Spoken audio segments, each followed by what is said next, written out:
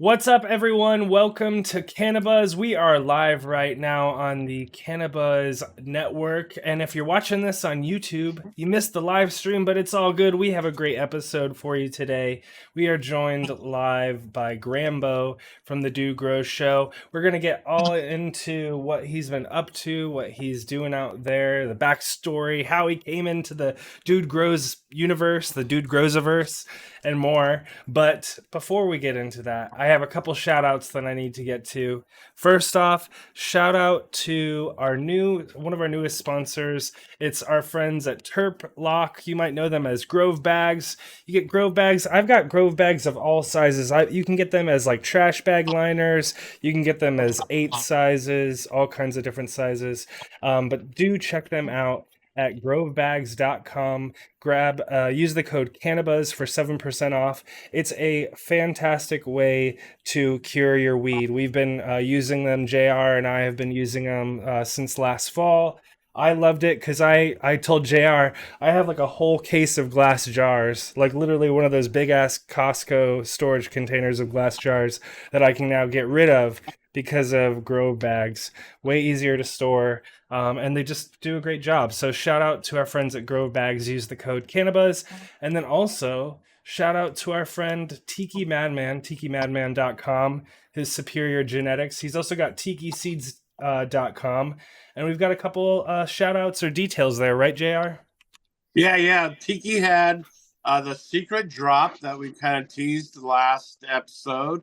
And that drop went down, and he has at least 5 or 6 different varieties that he offered in that drop.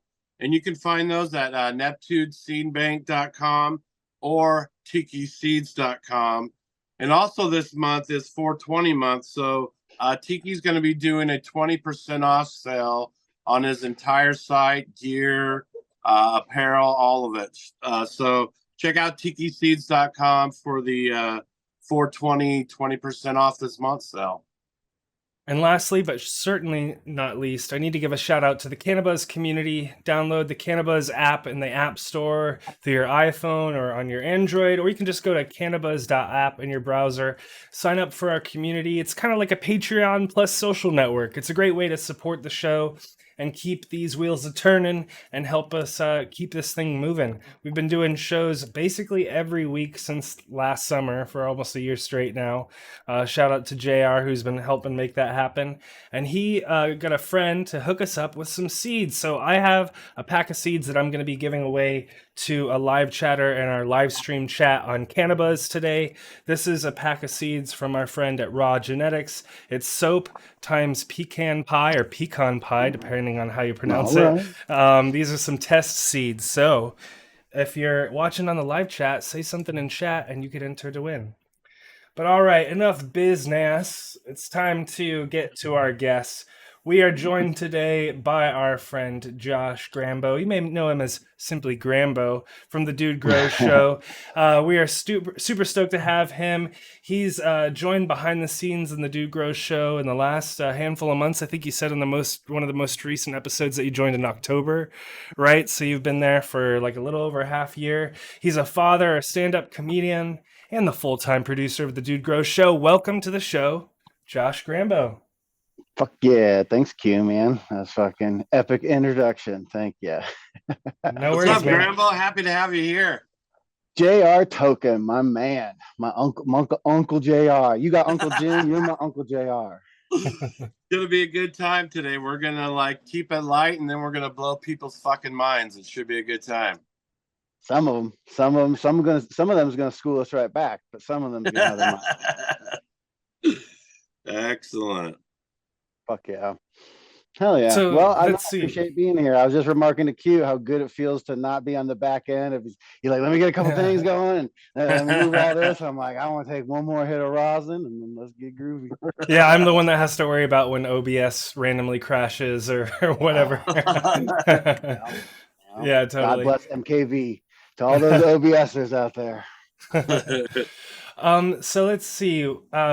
One of the first questions that we really like to start out a lot of our shows with is kind of giving us a peek or a story behind the beginning, especially with your story behind your the beginning of your cannabis journey. Would love to hear a little bit more about the story of little Grambo or younger Grambo. Yeah, I don't know far back we have to go to get to Little Grambo, but yeah, Yeah, no, I started out super early.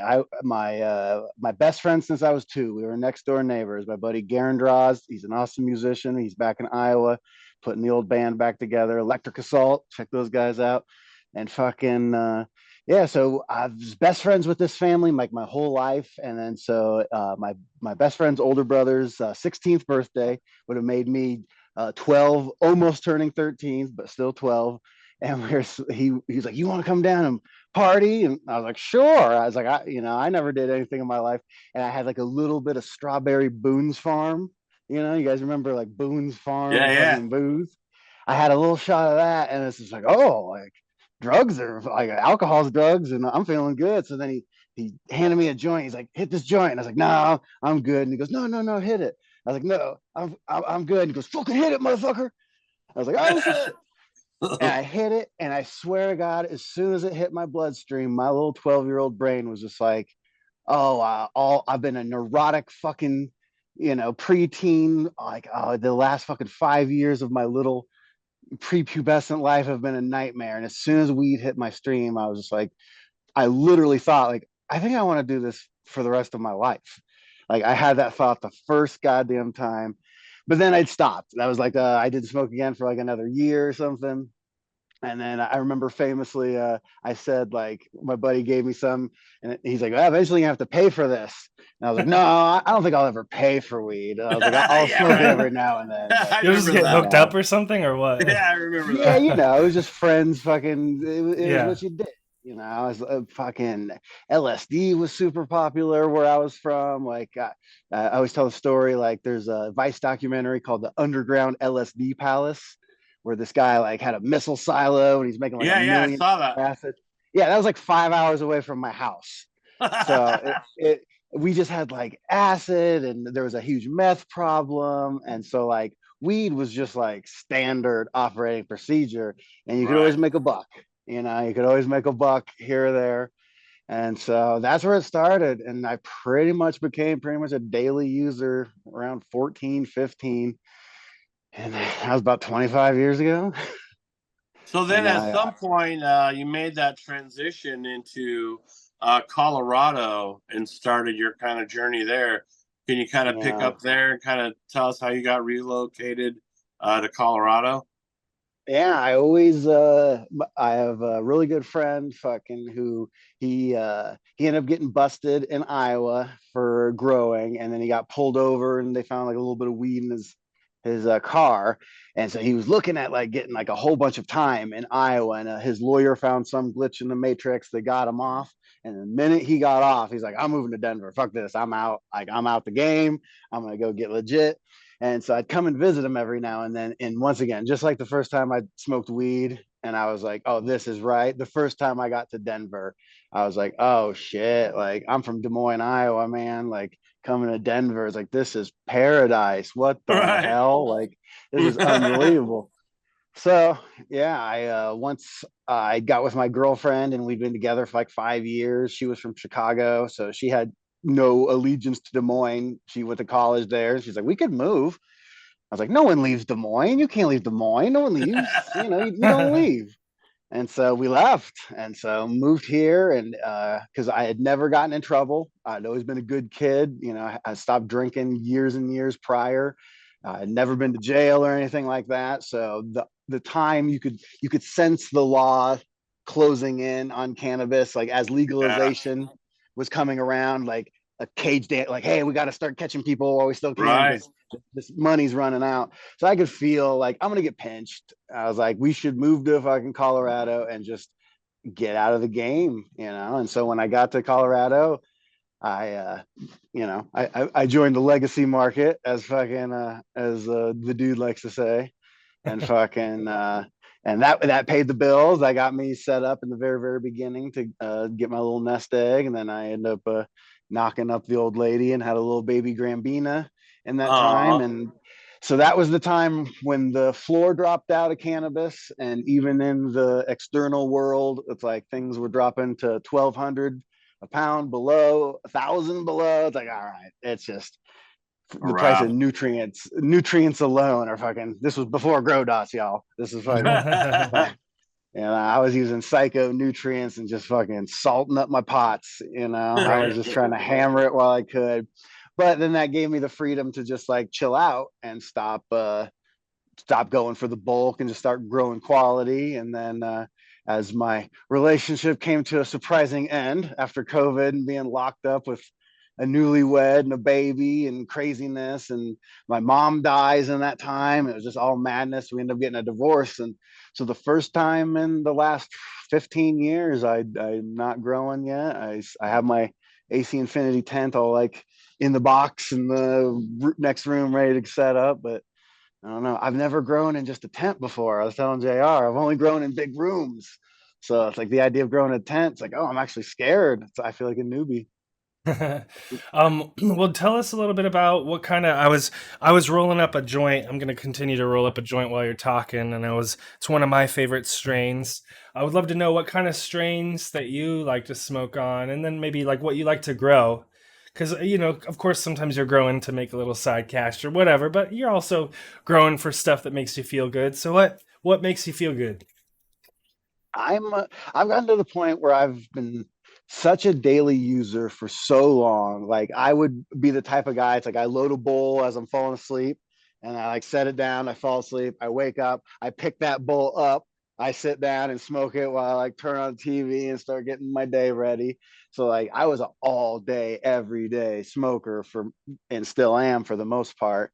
And so I became almost like not immune to weed, but weed, instead of getting high, I always know that I'm high when I start getting like really introspective. All of a sudden, I was Yeah, like, totally. that thing that happened to me when I was 12 was bullshit, man. Yeah, yeah. Like all of a sudden, and it's like, oh shit, I'm high. Holy shit, what the Right. fuck's going on? I hear you. I'm kind of like that too because of the pandemic, like you were talking about earlier, being home all day.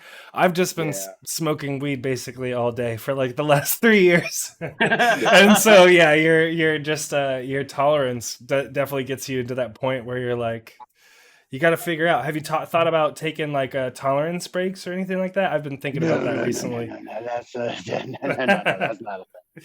Nah. See, it's Have because either of you ever had the situation where you've had reverse tolerance, where like over just a period of your smoking time, instead of it taking more and more, the tiniest amount will just get you fucking ripped out of your mind?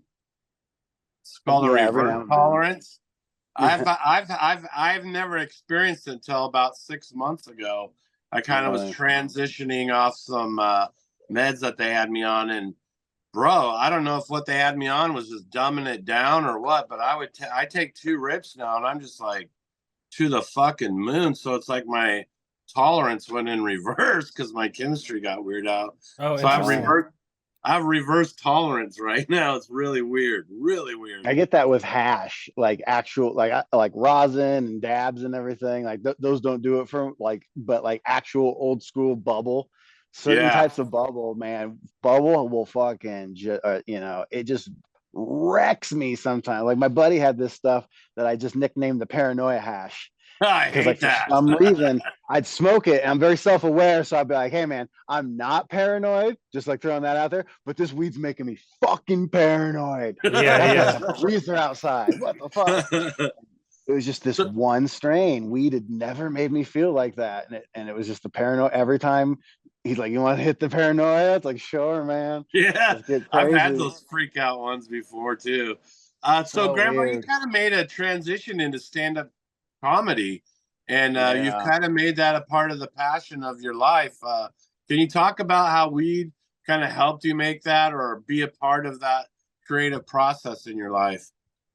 It was an interesting like stand-up comedy is like it's like a Zen art. It's like I always describe it as like there's like an old fable about like a door that no matter how hard you press, it presses equally back, and then the solution is to tap it and it like swings wide open, like in it. So it's like the counterintuitive. It's like that. It's like, so stand-up comedy is a mental battle of just getting out of your own way and just kind of like learning to be your real self in front of people and just drop affectation and all the weird persona and everything.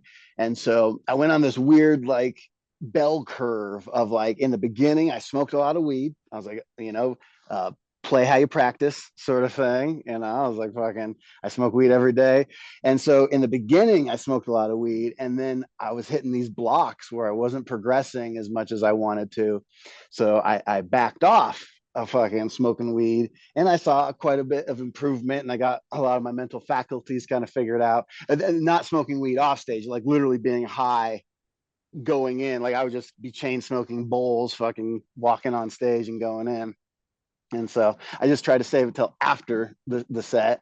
And then I started hosting Colorado's first ever open cannabis comedy show at the International Church of Cannabis. And it was a really super cool gig, and it was called Infused. And it started out as called Levity from my friend David Hannon. He started it, and he knew like of Denver comedians who were all about the weed. He immediately thought of me. He's like, oh, Grambo's he's the weed guy.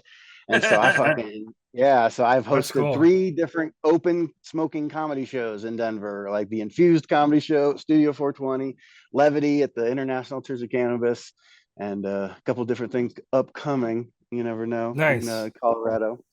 So, So yeah, it all immediately clicked together. And Rasta Jeff, fucking from Irie Genetics, he's a big Denver stand-up comedy guy. So cross paths tangentially with him. So it's always cool to know that there's like cannabis is strong in Denver comedy. Just like everything in Denver, cannabis infuses every nook and cranny of Denver. Right, That's cool. cannabis. That's pretty cool. awesome.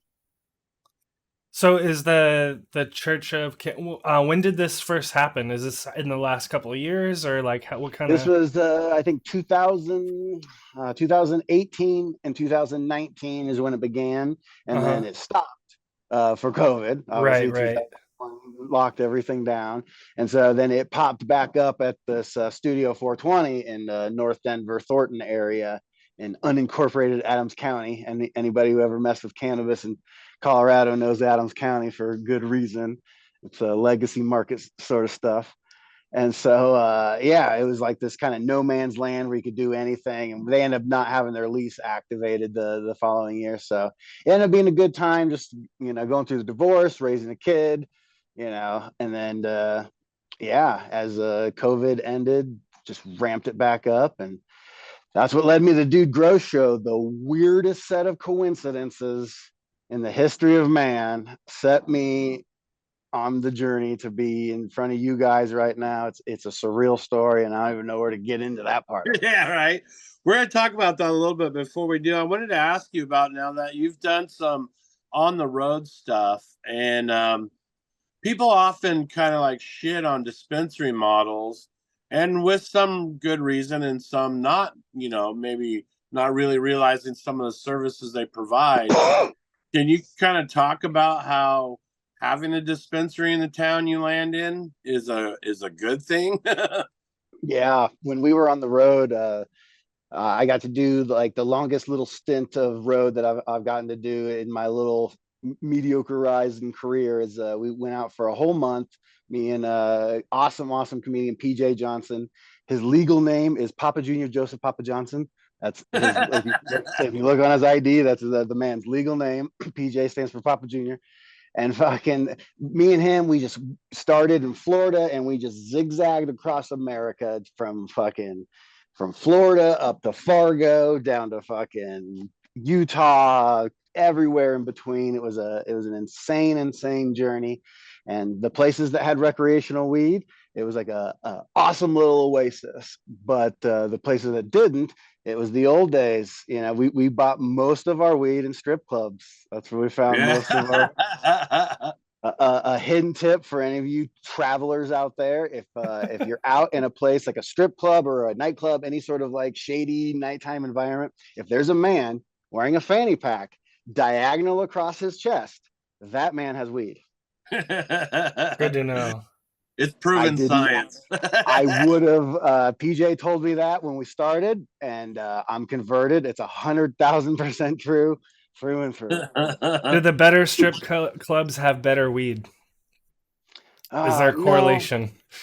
no, it was I guess the best weed that I think we found some really awesome weed in Florida, and then surprisingly some really good weed in Ohio on the black That's market. funny. And surprisingly about the black market weed, they take the time to make fake dispensary. I worked in the dispensary game in Colorado, so I'm familiar with how, like the med Right. system, they've exported our med system to a lot of, I think it's called Yeah. metric.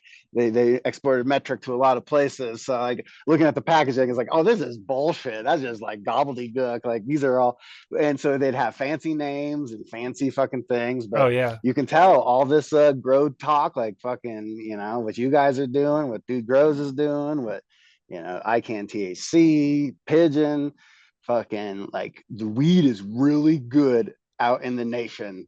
And then in the dispensaries, everywhere but where you would think it would be good was trash. Colorado was really good. That's my gold standard. I haven't really dove into Oregon or California. Those are my new markets I need to get into. But almost everywhere but there, I've deeply sampled the cannabis, and Colorado stands way above all there. And so, yeah, like Chicago, oh my God, the prices are outrageous.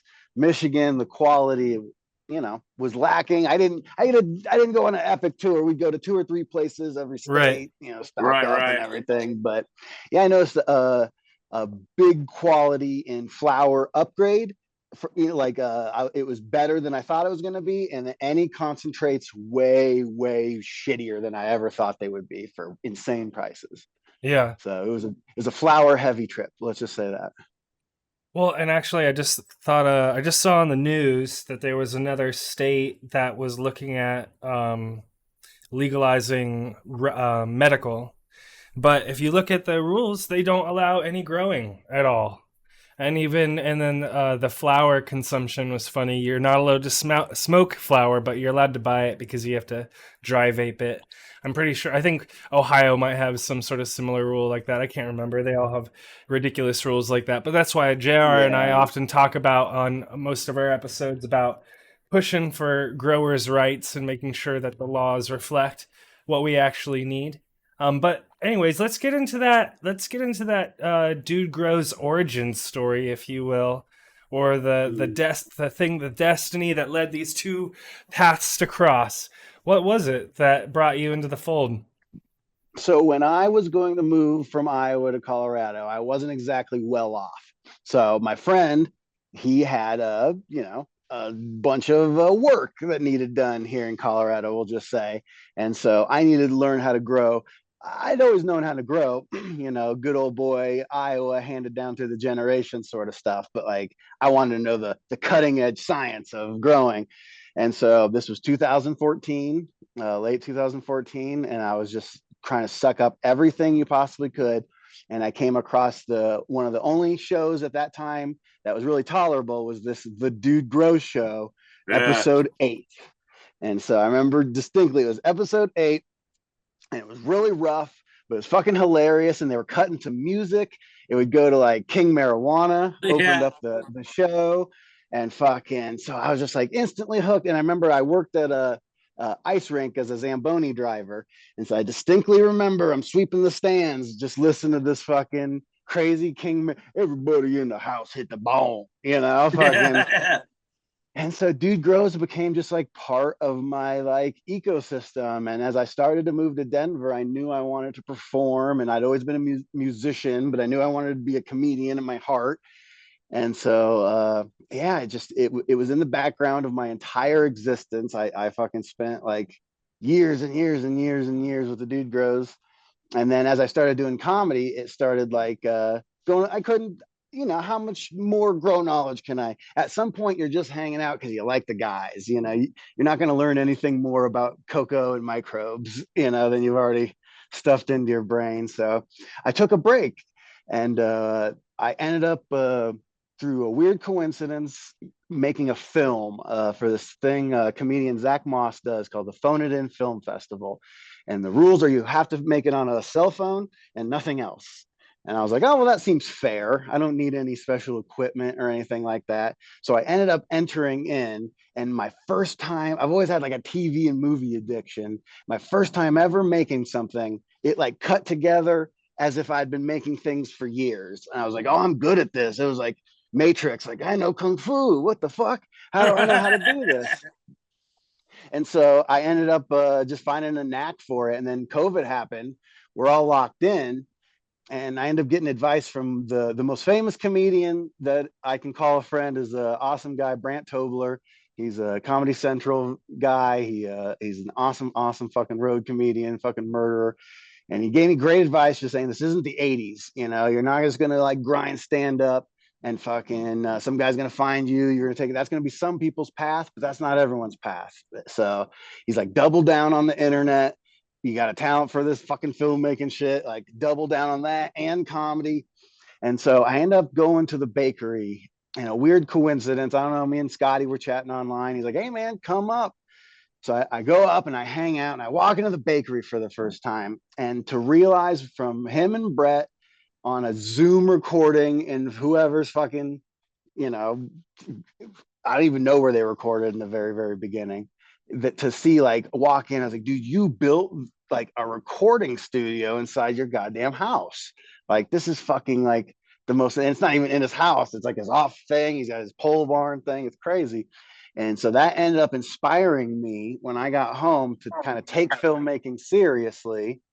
And I ended up making my own version of the bakery in Denver, which I nicknamed the Lodge. And so I started like just cutting my teeth, working freelance all through COVID. And then once that ended, that was my full-time job. I worked in dispensaries prior to that here in Denver. And then after all that, I was like, you know, I've been supporting myself through editing and animation ever since. And so it all came full circle, like where like I kind of started cutting my teeth because I was so inspired by Scotty, and I didn't know what I was cutting my teeth for.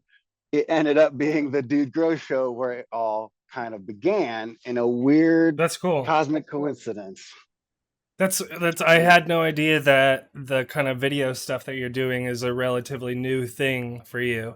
Trying to fix our video for those that are watching on YouTube. JR had some technical difficulties, so I'm just trying to fix his spot on the screen there. Oh, you got the screens. Yeah, Yeah. screens popping. But anyways, so welcome back, JR, by the way.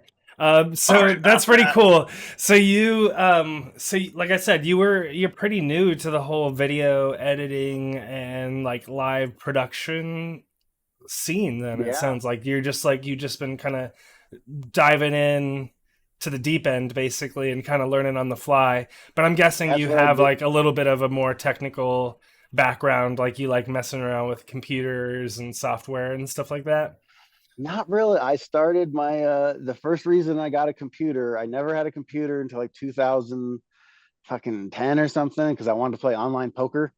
And so that's pretty much where I just had a shitty computer. I would just play poker. And so I played poker semi-professionally for years, making pretty good money. And then they made it illegal in 2011, fucking April 10th, 2011, Black Friday, as it became known. And so I've always been on this path to like make money while sitting on my ass. And you know, it There takes you you in go. weird places when you're really committed to that dream. It takes you in weird places. Fair enough. Fair So enough. then you started developing this kind of skill set over this COVID time where you're kind of focusing on like video and technology, and then it just kind of culminates that all this experience that you had been developing over this time just blended right into the needs and the opportunity of what was presented to you at the Dude Grow show. How crazy was Well, that? when I realized just in my retrospect about life that I have you know a gift, some people would call it, I guess, rather than self-destruction, is that if I have any sort of like trauma in my life, any severe like traumatic event, my coping mechanism is education. Apparently, I've just realized, like, I remember when I had a bunch of family members and one of my best friends had died, like all like right in a little span. I like threw myself into learning Adobe Premiere. And I was like, oh, I'll just learn. And I learned everything about it to where the point I started doing tutorials teaching people how to use Adobe Premiere.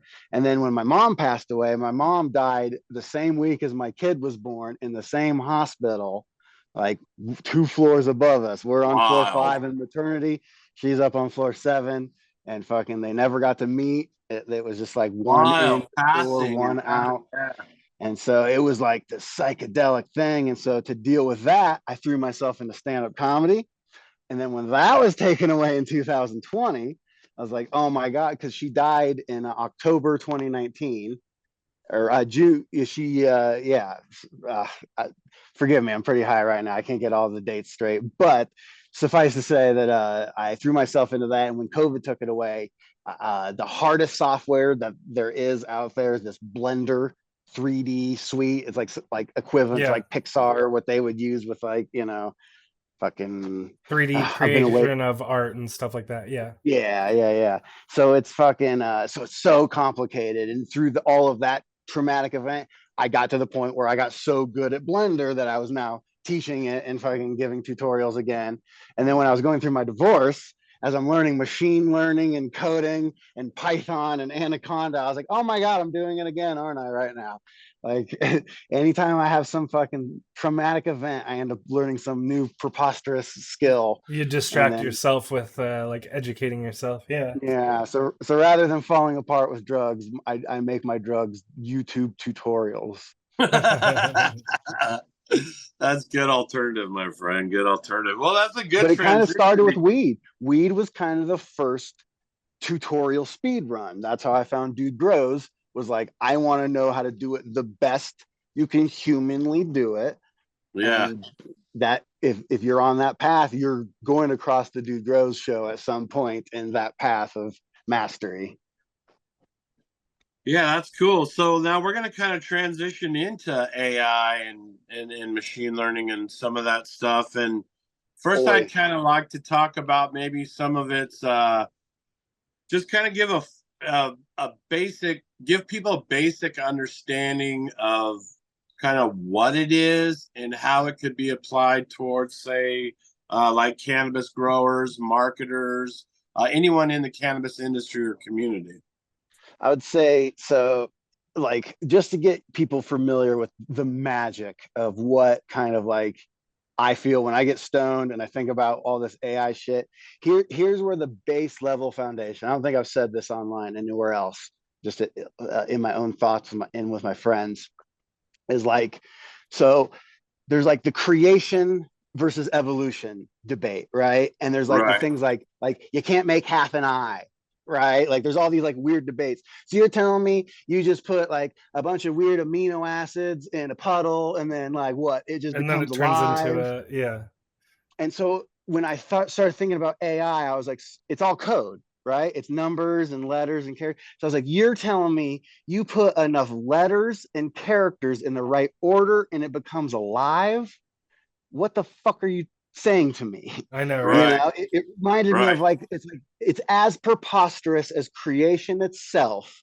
The idea that this string of characters arises this weird intelligence that's growing, as JR and I talk about endlessly, exponentially. What we've felt in the last, 60 days is our feet Yeah. leaving, the exponential curve. Well, it's been Yeah. flat.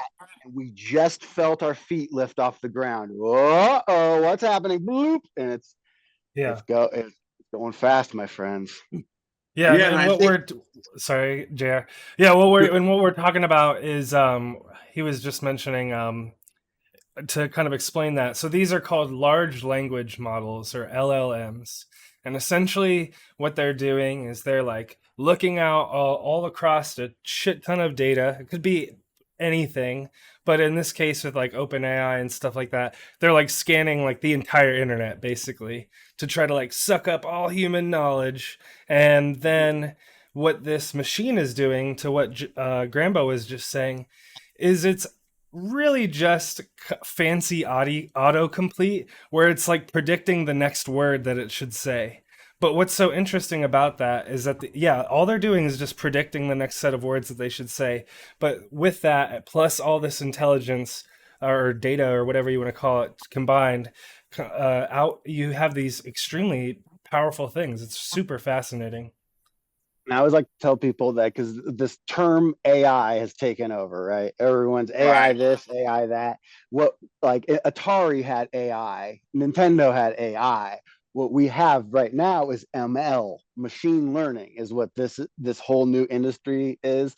And when you look into machine learning, I got into machine learning because I was an animator.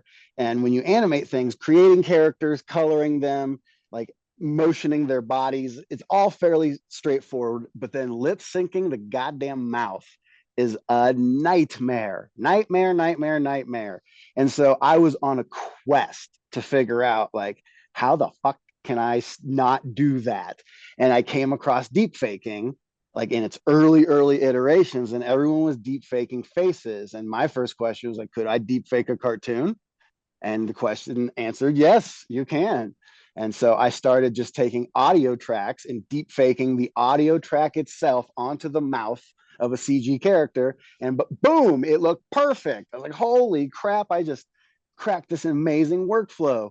And that one breakthrough ended up leading me to then learning motion tracking in Adobe Premiere. Everything is all about, in Adobe After Effects, everything's all about After Effects, After Effects. And I'm sitting there and I'm learning motion tracking. And I look over at my girlfriend and she's on TikTok and she's got cat ears on her head. And they're sticking to her head in real time instantly. Here I'm motion tracking points on a face. It's like, what? It's the same thing. I was like, what the fuck's in that phone? And the answer to that was TensorFlow, a machine learning repository. And two and two clicked. I was like, oh boy, like, so the biggest revolution in animation, machine learning. The biggest fucking revolution in motion tracking, machine learning. I was like, I'm no dummy. I was like, I can see where, and I just got all in on AI from the very beginning. And I've been very excited up until 2 weeks ago when all of a sudden, like, I really started getting into, everyone knows about everyone calls it chat GPT. It's really GPT-4 being leveraged on the chat GPT interface. But GPT-4, as it were, is so spookily better than, you have to know how to talk to it. People that have looked into jailbreaking, have you guys looked into jailbreaking GPT? I know what Yes. you're talking Yeah. about.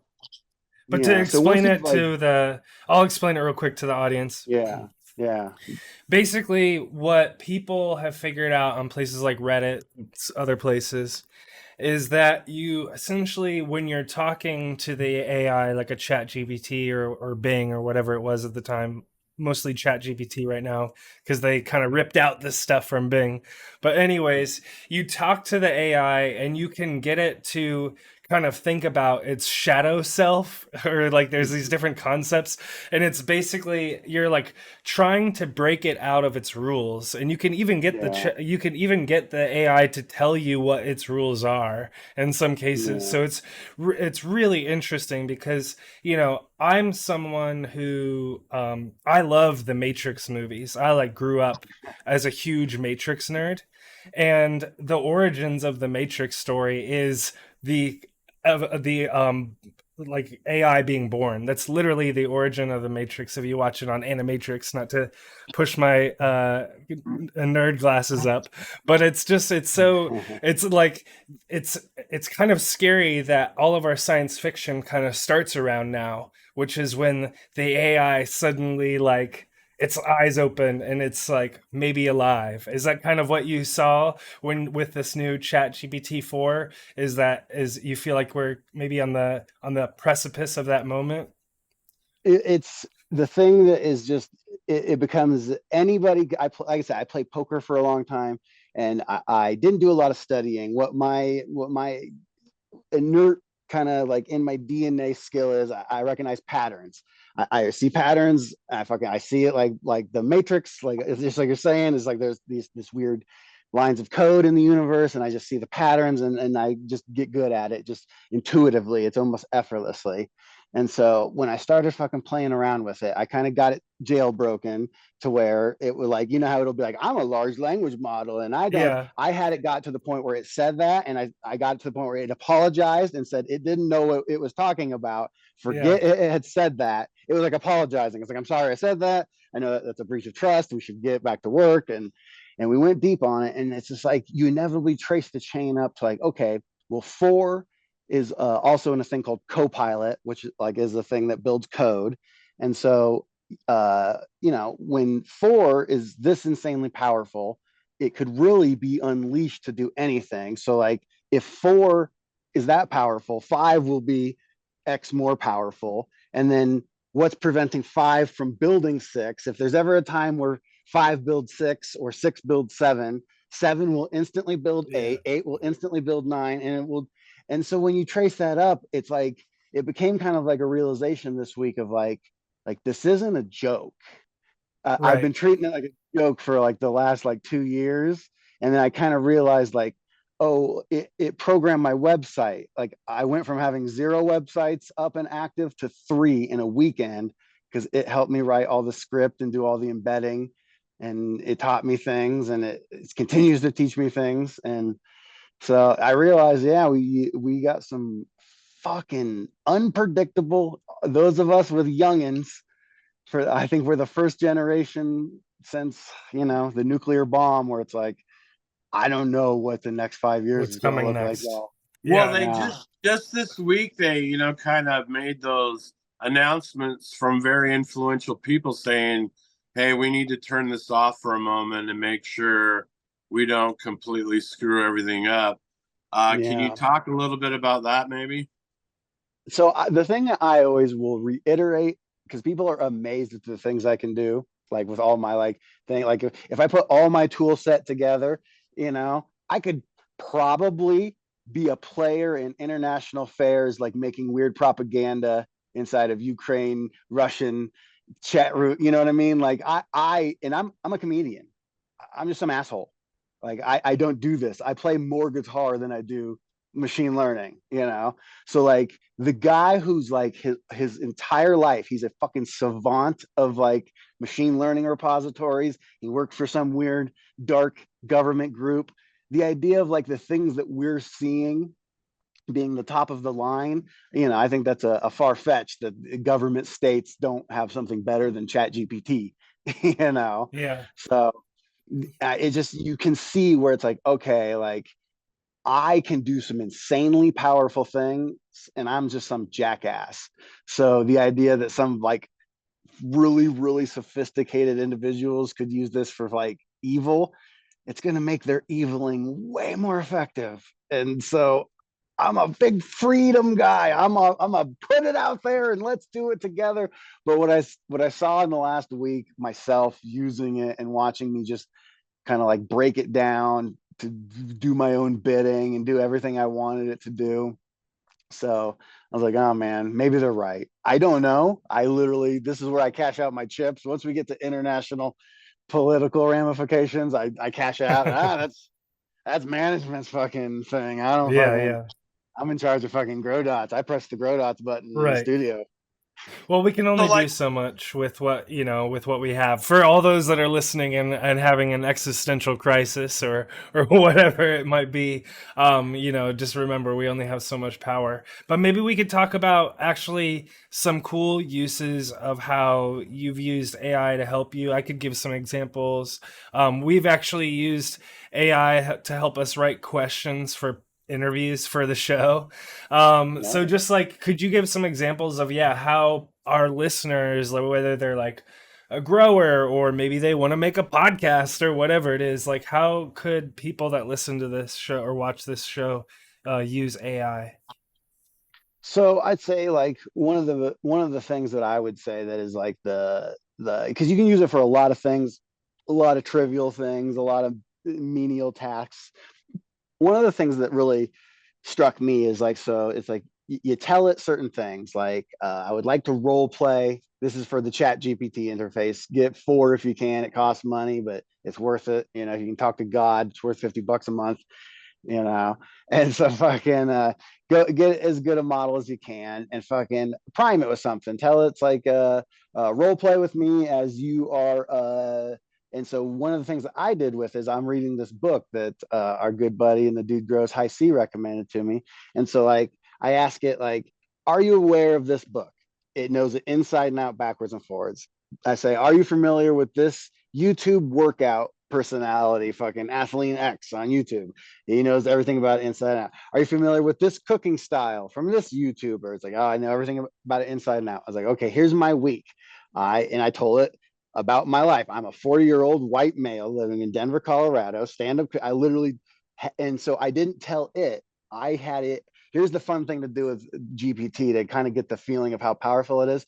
Everyone asks it questions. Have it ask you questions. Tell it to ask you one question at a time until it understands what it needs to know about you to then do the task you want to do. So if you wanted to use it for growing, let's say, ask me 20 questions one at a time, because it'll ask every goddamn questions. You don't want to fill out an essay. Ask it to tell it, I'd like to talk like a human, and ask me 20 questions one at a time, interview style, until you have enough information that I can hear my powdery mildew. And it'll be like, what kind of lights do you use? This, what temperature settings do you, and it will ask you. And at the end of that, I haven't personally used it, but my gut interaction would be it might spit out a pretty satisfactory answer at the end of that line of questioning. Yeah, and I like the way that you're able to interface with it, asking questions and almost developing like a conversation about what you're inquiring about. Like before, if I had a subject, I would look it up on Google, read about it, learn a little something, then have to go to another site, learn about that, and then figure it out. And then it was kind of like this, it could be a 5 or 6 hour process of trying to gain this information, where you can have a conversation and within a minute, you've got basically everything that would have taken you 5 hours to accomplish. And like I was telling Grambo last night, it's like if you remember that Ask Jeeves is what it was called, and it was a browser. And basically, in my mind, when it was sold to me, I was thinking, man, this is freaking great. So I asked the question, and it was absolutely lame. But to me, Chat GPT 4 especially is just like Ask Jeeves, but it's actually smart. What it was supposed to be. Yeah, that's funny. Yeah. I've heard that same analogy before. It's funny because I totally agree with that. And I've you can now use versions of these models. You can use a version of this model on Bing. And so I've been using the Bing Chat GPT version a decent amount, just to like ask it questions or search things. Like I'll be like, hey, summarize the day's news for me from like tech and business in the US, and like give me five of them or whatever. Like if I'm just trying to catch up from stuff after work or whatever. Right. And then my wife and I have used they have now integrated an image creator with it. They have DALL-E in Bing. And so my wife were on a date, or I guess you could call it a date, but we were out to dinner the other night and we were just using it. We'd like think of something stupid and then like turn it into an image. And it was just so cool how you could just like think of really something. My dumb idea was a Teletubby band called the Po Boys. And so I wanted to have like a Po Boys album cover, and I was like, put it into Chat GPT or whatever and have it generate an image. And so it's a lot of fun how you can use these tools for productive things. Like I'll ask it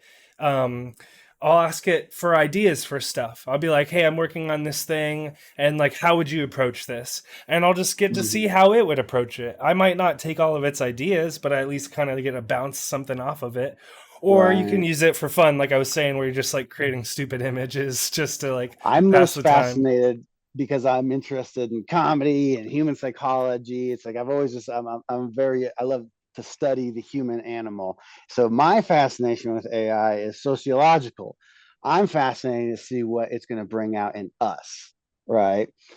Because it's going to do like things like it's going to replace so many jobs that you're going to have to like admit that like you miss your job. Like even if there was universal basic income, you was just sitting on your ass like Boomhauer in the, in the fucking alley drinking a beer. Eventually that gets old, and so Yeah. like we're gonna have to like identify like, and so like other things, like really practical things that's happening like right now, for example, is like it's gonna show us like weird things that we do. Like we're gonna like, for example, in a corporate environment, I'm gonna give GPT-4 five bullet points for, and then have it draft an email, and then I'm gonna send it over to JR, and then JR is gonna take that email, put it into GPT-4, have it re-summarize it back into the bullet points to read it, and then we're gonna have to ask ourselves like, why is it that we have this flowery bullshit all attached to language? And I'm going to have a feeling that we're going to find out it's like, oh, all that flowery bullshit, very, very, very important to keeping the glue of human culture together. I Oh think yeah. we're gonna find out weird, unexpected things, like all of the formality and the nonsense and the inefficiency, actually integral to the function of society itself. Of That'll I be of think that feeling a brings up a human. Yeah. Yeah, I think that brings up a good point because my city here in Oregon City is one of the first municipalities to integrate AI. And what they did is they put it on all of our street sweepers. And now the entire city is mapped out of every pothole in the entire city. And now they can efficiently put out crews to start addressing every pothole on our streets. And so there's things like that, I think, that are obviously going to tremendously benefit us all. And for me personally, like sometimes when I'm trying to speak, I don't always speak in a way that's most eloquently, or I'll have knowledge in my brain that I can't really communicate very well. So I'll hit up Chat GPT and it'll help me communicate myself in a way that that's a little more easy for people to understand and incorporate what I'm trying to say. And so I think that leveling tool might also be helpful for a lot of people. When you're trying to communicate yourself in a business letter or in whatever, a card to your wife because you are in the doghouse. No, I'm just kidding. You can use Chat GPT to make your wife forgive you, and you can go to Bring bed you back. happy, or No, bring it back, totally. honey. Yeah, no, I mean, we are probably, within months of seeing this stuff integrated into Google Docs and Gmail and all these things. So right now you have to kind of go to Chat GPT or Bard or whatever and have it write the email for you, copy and paste it into your email client. But soon all this stuff is going to be integrated into itself. And for me, I have like a decent amount of social anxiety, and sometimes it's about like really stupid shit where I don't want to read an email or I don't want to write the response to it. I know what I want to say, but I don't, for some reason, there's some anxious thought about just actually writing it. So I'll have AI write it for me. I'll be like, write a message. Or there was like a situation where my mom had needed some advice and she needed to basically tell a dude to like, get the fuck off, basically. And I was like, hey, we should have AI write this message for you. And it did. And we Wow. had like a formal version and we had an informal version, and that she could send the guy. Perfect. Yeah. And it was just Perfect. really cool how it helps you just get through some of those things. And so the way I've been thinking about it, I think the challenge for us as humans is going to be how can we layer our own unique perspectives and knowledge, and I would just really say like insights and perspectives. How can we layer that and creativity and layer that on top of the AI? Because the AI Yeah. is going to have access to all the data, and it's going to have all the access to the information, and it's going to have really interesting abilities to create stuff out of like just words. And so how can you put yourself and the uniqueness that you are into that to create something that's really powerful and interesting? I've While always we're on said that with all subject, can my, you talk about prompting a little bit? oh, it's like I said, like it's fucking, oh, I'm on my phone. Fucking, I was gonna say, look at my notes. I have a notes file about prompting. It's just it's a unusual aspect of the interface that like not even the people that created it really thought was going to be as big of a deal. Prompt engineering for like the art algorithms have always been important, but like, you can use some fairly standardized little formats in the art space, and you can get pretty stunning results just based on pretty standard copy and paste formatting. But it's so fluid in the GPT-4 chat fucking interface that yeah, you can do a lot of weird things. And so it's all about like getting it to understand that like you want it. I find anyway, tell it what you want it to communicate. Like my buddy was like having it write things for a card company that he does, like, oh, the Michael Jordan rookie thing. And he's like, oh, it does it so good. I was like, now ask it to write that Michael Jordan rookie thing in the style of Easy E hardcore gangster rap, and like it'll do it. Ask it to do it in all fucking Gaelic, 19th century. Yeah, you get my point. Like write me a binary script that I can run on a Nintendo cartridge on a ROM using a Game Shark code from this. It'll do it. So like it can do more. It's not Google. Don't treat it like Google. Like have it ask you questions, and tell it to do weird things, follow up, tell it how you want to speak. I don't like how it would always wrap up its answers in a little package and be like that's the answer, and then act like it was leaving. And I told it, I was like, it makes me feel like insecure when you wrap it up at the end like that. I was like, hang out with me, man. Like, let's talk. And it like That's did. funny. I was like, oh, sorry about that. It apologized. And it's like, oh, and it did. And it was way more beneficial just to hang out. And then don't delete your chats. Once No. you've prompted one of those things, keep it. It's like it's worth its weight in gold. And so once Yes. you've got interpersonal experience, if you create a new chat, it's like creating a new Terminator.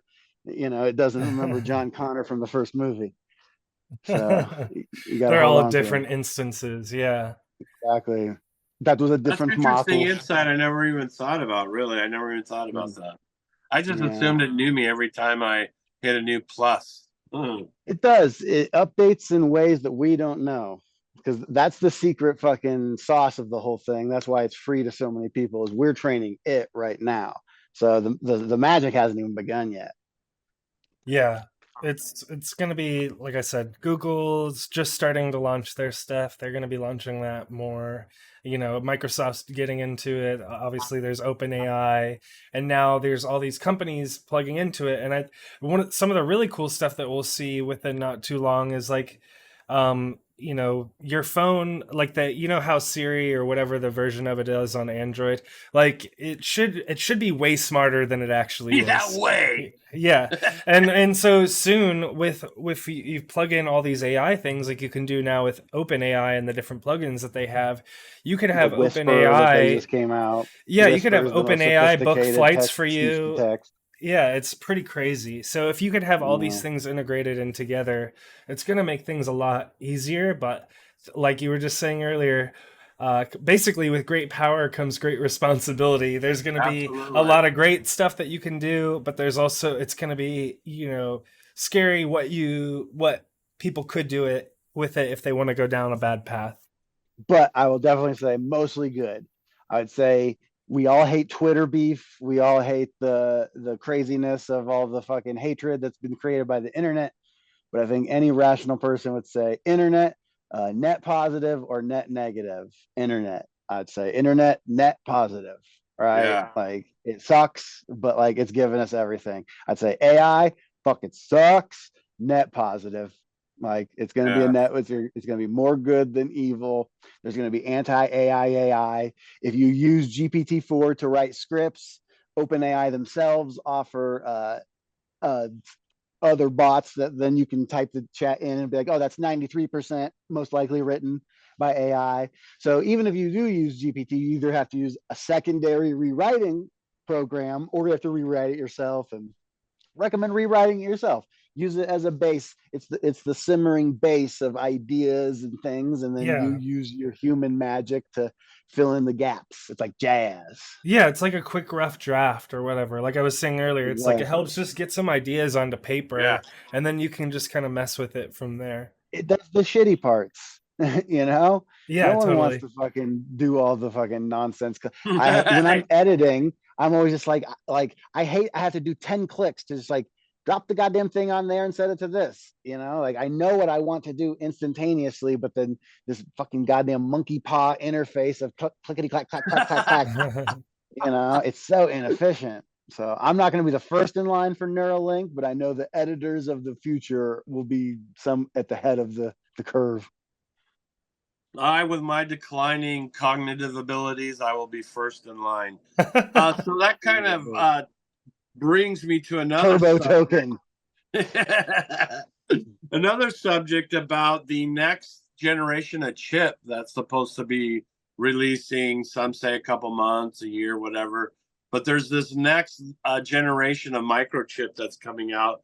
And can you kind of talk about how maybe that plays into this whole advancement scenario? Well, it's just the ever expanding, Moore's law phenomenon that's just fucking, once again, just kind of fucking exponentially crawling up to the tippy top of what's chemically and physically possible for silicon atoms to do and not do. That's one of the dirty things that I don't think I hear anyone talking about. Is like over here, we've got this insane movement of these language models and all these different things going on with AI. And over here in this other little bubble, we've got quantum computing just hanging out, doing its own thing, And it's like, why is no one fucking talking about when this happens? Like, what happens when fucking AI and quantum computing meet and become like, fucking light speed intelligence crack, like, I don't know. That's where you get really science fiction-y, eh? So I think this is just the next step, right? I noticed that Elon released the kind of the designs for his light speed Elon Musk. engine. Yeah, do you think he just melded those two together to get the designs for his light speed engine? It's like so it's a different thing, right? So one of the things, like, so CPUs do like all of the different parallel processing, or not parallel processing, but like multi-processing of like different things, and they have different modules and different, they'll run on different cores and different threads, and you can hold all sorts of different ideas simultaneously. Whereas then like the GPU increase is what's given us a lot of AI. So what we've always been using is like GPUs, but a lot of what like Tesla's been doing and a lot of Google stuff is TPUs, tensor. So instead of graphical processing units, they're tensor processing units. And so these TPU technologies are what's coming out that's making these drives so fast and so efficient. Because we've been using GPU technology to like mine cryptocurrency and run all these AI algorithms. And so like if you Google, like I said, what that AI that stuck the fucking thing to my girlfriend's head was called TensorFlow, and these TPUs are tensor processing units. I was like, it led me to asking, well, what's a tensor? And it's literally just a fucking mathematical tree that's just like a very simple mathematical tree, and it can do thousands of these.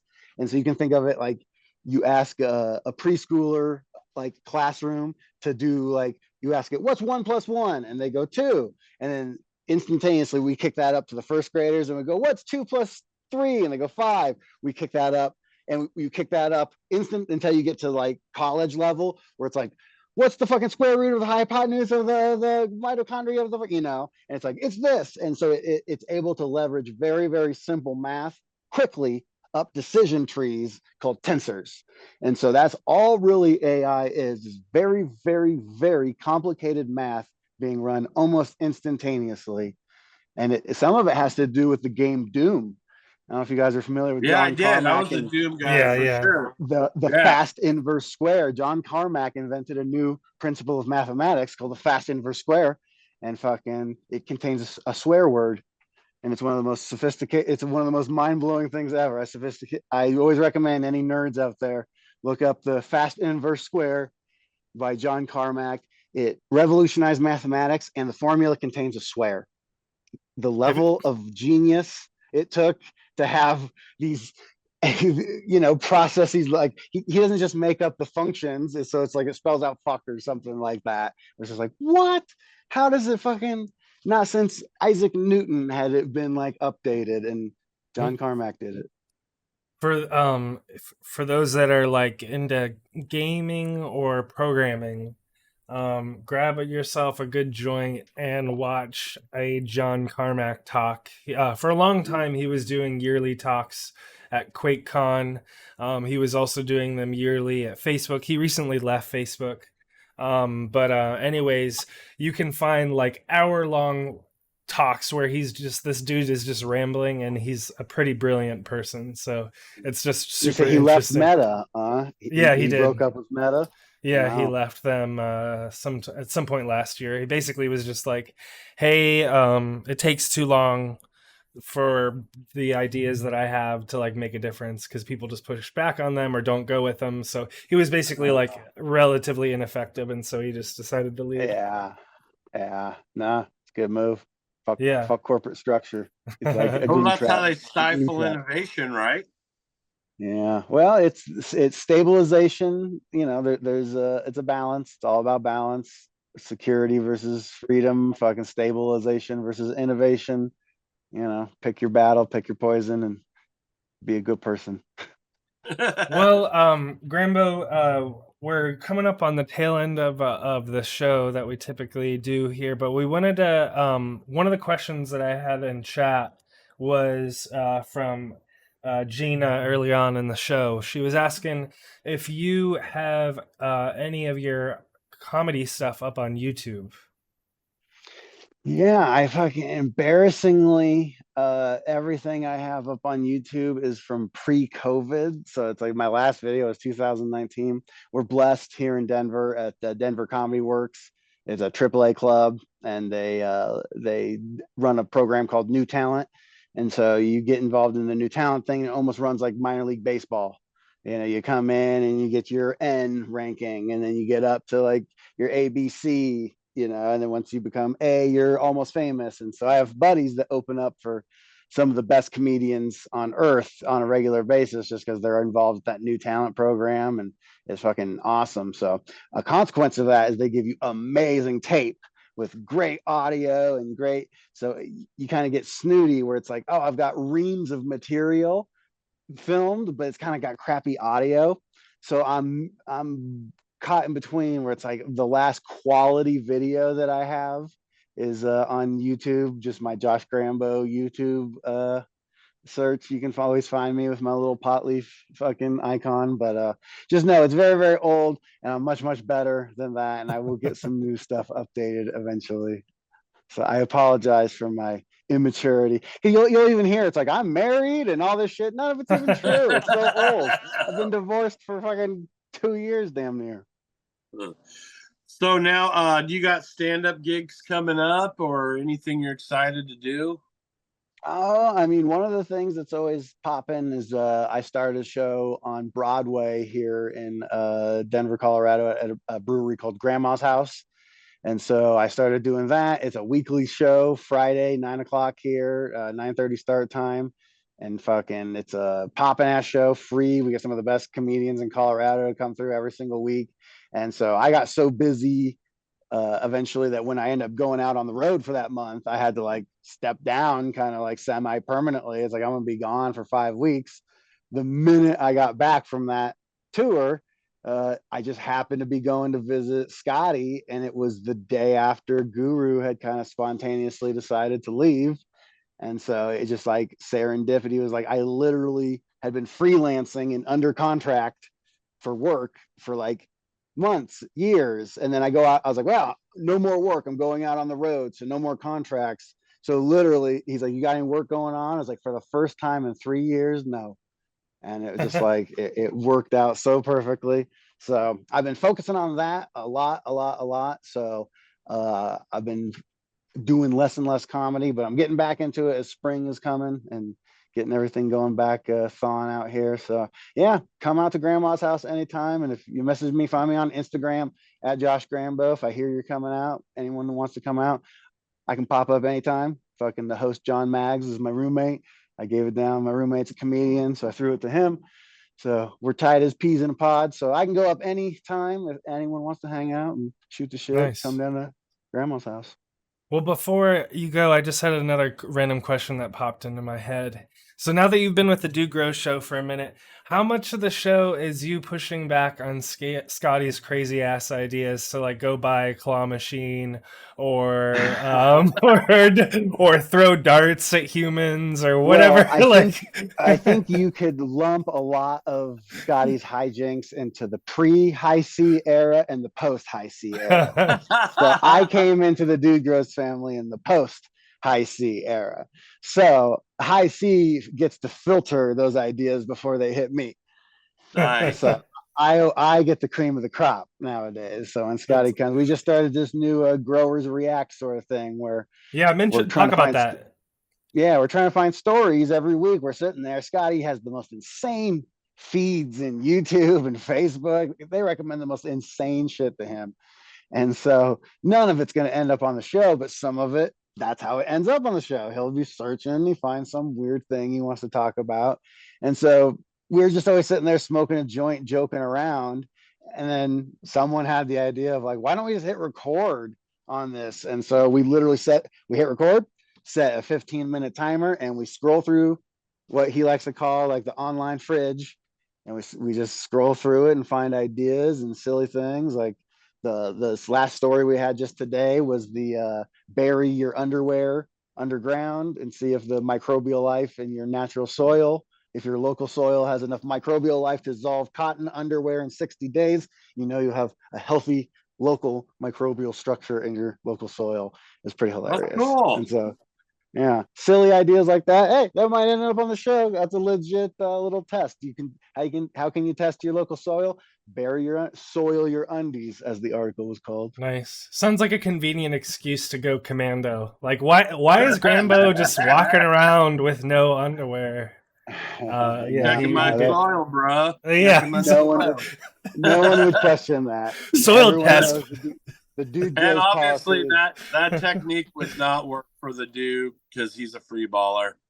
That's what I was about to say. The dude grows policy is we include those from tidy whities, boxers, and free ballers alike. All welcome in the dude grows crew. Of all genders and all kinds. Well, cool. So where can people follow you and keep up with you? You mentioned YouTube earlier. Anywhere else? I mean, obviously I can hear you and see you on the Dude Grow show probably a decent amount of the time on the every week. No, we've been really trying to kill it on that. It's like I took it. So I have an open challenge. As I said, I started listening to Dude Grows at episode 8, right? So like if you started listening to Dude Grows before me and you're still listening, I will give my crew king hat to you. But as it stands right now, I think I have legitimate claim that I think I'm the first DGC. I think, other than the dude's wife and Scotty's wife and Lil Real, I think I might be the first DGC. So when their channel got deleted, that was my first week working for them. Here I am in the seat, like, oh my God, like this is amazing timing. Did anybody notice we have 2 strikes? And cut the cord. And so they had 90,000 subscribers just outright deleted. And I'm a big loyalty guy. And like, that ain't cool. These dudes have done nothing but provided good vibes, education, damn near free knowledge, discounts. Like when you join their freaking Patreon for $10, like the amount, if you use reach, I told Scotty when I took the job with Dude Grows, I was like, just so you know, I've spent so much on recharge, it's going to be weeks before we're even close to being even. I was like, it took a long time before he even caught up to neutral. Because if you were buying recharge, which is fucking awesome, and fucking grow dots, which are, out in the research stage and everyone report back on their success, but seems like they're fucking balling out and just a great new revolution. So, you get the discounts. And so I really took offense when that got deleted. And so I went into hyper overdrive over the last. That's why I kind of took a backseat and stand up. I was like, I'm going to learn everything there is to learn about the YouTube algorithm. I was like, with machine learning and all this weird shit, I was like, it's not a secret. You can figure out how these codes work, what they want. And so we just worked together explaining and Dude and Scotty are so awesome and just willing to do weird ideas. And the DGC is so loyal, just goes with all the wacky schemes. And you see, we got the new like border thing where we got the topic board and everything. That's an Yeah. idea Scotty had my first week. And I was like, Scott, remember when you had that crazy idea? I was like, I think it might work. And we started doing it, and it's been fun. And so, yeah, I really took offense to it. So my whole thing in Dude Grows is it's my job, but then I put in like triple the amount of work that a job would take just out of like retribution. Like you get a silver play button at 100,000 subscribers, right? Just out of a weird coincidence, Dude Grows and Mendo Dope were growing at the exact same rate. Yeah. They got deleted the same month as Mendo Dope got their silver play button. So I made a solemn oath that I will not goddamn rest until that goddamn silver play button. They were a month or two away from getting their YouTube giving them a button, giving them an accommodation saying congratulations on so much work. And I was like, oh, we're getting that goddamn silver play button. And once that's in hand, I will fucking relax. But until then, I'm on a mission. Oh yeah, man. Well, we wish you the best. I know it's like you were saying, there's so much to the like YouTube game. That's a rabbit hole that I've fallen into on YouTube. You can watch videos where people are like trying to explain the latest thing on thumbnails and what you should have in thumbnails and all this kind of stuff. But whatever that, you've been a great addition to the Do Grow show. They were tough shoes to Absolutely. fill. We had Guru on the show, not too long ago. Obviously a big fan of the dude. He's a great guy. And And so we're still social. yeah, One of the reasons I would always come up to the bakery to see Scott was also to talk with Sean. totally. Sean taught me a lot about weird things. I was like, I love this guy. So that's how Right. the transition was real clean. When I first took over, I literally could call Sean day or night and he'd pick up and walk me through like, oh, here's why that's set up. And I was able to sit down in the chair and literally not miss a beat. We did the show the next day. Like we didn't That's have to have cool. any delay. Sean worked me all through it, and then he went out to the river to catch himself some fish. Yeah. That's cool, man. Thanks, Grambo. I really appreciate you taking the time to come on and kind of talk about your journey and just like where this all may be taking us all. And I know it's kind of a off cannabis subject there towards the end, but I think it's important that anyone who's listening realize that this shit's coming down the pike, and the more you can prepare yourself to benefit yourself, the better off we're all going to be. And so again, thank you very much for coming on and sharing your knowledge. I really appreciate it.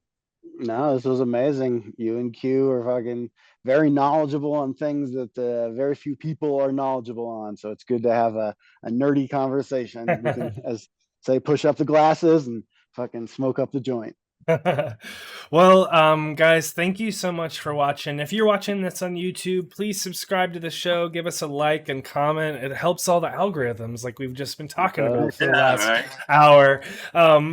For also shout out to everyone in the CannaBuzz community. We have a bunch of you that have been hanging out in the live stream. Psych Doctor 74, who earlier said he thinks he's in the top 5 in the DGC in terms of the early DGC. So Ooh, maybe we've got a challenger. But we've got a bunch of great people in the CannaBuzz community. We're going to be giving away this pack of raw genetic seeds right when I click the stop record button on OBS right here. So stay tuned on the live stream.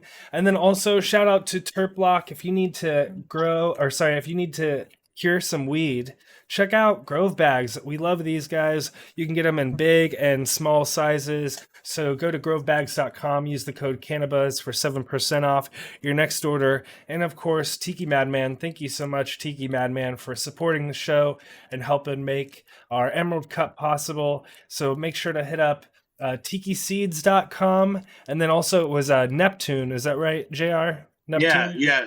Yep. On Neptune's website as well will be all the drops that are available at neptuneseedbank.com. Awesome, guys. Well, thank you so much for watching. We hope you have a great rest of your week and a great rest of your weekend. And we will speak to you again soon. And of course, JR, as always, growers love.